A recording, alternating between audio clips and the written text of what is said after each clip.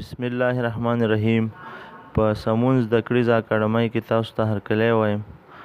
دوستانو لکه څنګه چې موږ مخکې یادوري کړې وه او یو ویډیو مو هم کړې وه چې څنګه کولی شو چې د کانکور د ګډونوالو دغه ستونزې حل کړو، کومې چې په ثبت نام کې د ازموینو د ملي ادارې لخوا نه په هغه لیست کې غلطیانې شوي دي.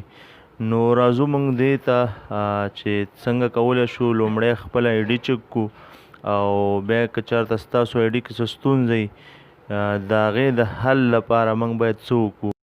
زه دلته راځم نیو ټیب اخلم او په نیو ټیب کې د ازموینې د ملي ادارې ادرس زه لیکم، په دې ادرس باندې کلیک کوم. نو تاسو به دلته راشئ د 1999 کال د کانکور ازموینې د ګډون کوونکو معلوماتو باندې به کلیک وکئ. تاسو چې کوم ولایت کې اوسیږئ او چې کوم ولایت کې هم ثبت نام کړی را به شئ. نو موږ راځو ننګرهار ته، په دې کلیک کوو.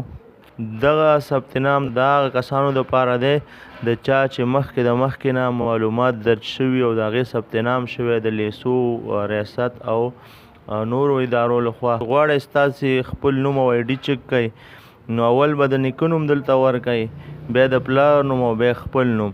نو تاسو ته به بیا ستاسو پوره معلومات راشي او دا پته به هم ولګي چې آیا ستاسو ثبت نام شوی او که نه دی. زه د نوم ورکوم سمندر. د پلار نوم ورکوم نصیح الله او د نیکه نوم ورکوم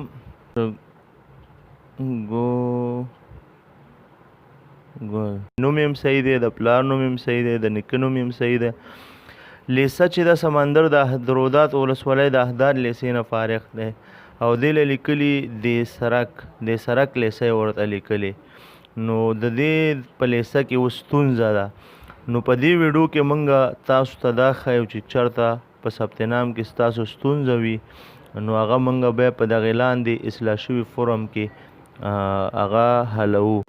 او د دې ستونزې د حل لپاره څو شیان ضروري دي: د آی ډي نمبر، د تذکرې نمبر، د پیدایښت کال، د فراغت کال، د ټلیفون شمیره. موږ به راشو د پیژندګلوۍ د اصلاح فورم له او په دې به کلیک وکړو. راځو دا به څنګه اصلاح کوو. اول قدم کې ما نه غواړي آی ډي نمبر 048009 دی د آی ډي نمبر شو. پسې موږ راځو ستونزه ستاسو د پیژندګلوۍ په کومه برخه کې ده. زموږ ستونزه هلته په لیسه کې وه، دا لیسه وله ټیک کوو.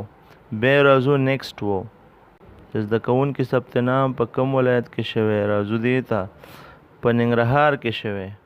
پسې راځو د ازموینې ډول عمومي یا متفرقه کې دوی راځي. د تذکرې نمبر هم ورکړو. اوس راځو نوم ته. نوم څه دی؟ سمندر. ته ګوره نوم ته تخلص نه لري. د پلار نوم نصیح الله، د نیکه نوم شګو ګل. د زیږېدو کال یې څو دی؟ 1300 څو دی؟ 1380. په کم کال فارغ شوی؟ 98. ښه. مکتب دی احداد. مکتب احداد. د ازموینې ژبه دی پښتو. د ټلیفون شمیره تاسو ته بیا زنګ وایي 058 90 480 996. ورکړي. هغې نه وروسته دا معلومات سبمیټ کوو.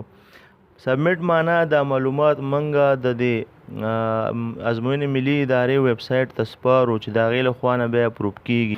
دلته موږ ولیدل چې ستاسې معلومات موږ ته راورسېدل، مننه. معلومات شما به ما رسید، تشکر. دا کوم معلومات چې موږ د دې شاګرد آی ډي چک کړه، معلومات موږ ولیدل ناسم وو، هغه هم بیرته سم کړل او هغه واستول شو. نو که تاسو چېرته غواړئ چې دغسې نورې ویډیوګانې وګورئ په انټرنیټ، فیسبوک او یوټیوب مو ملتیا وکړئ.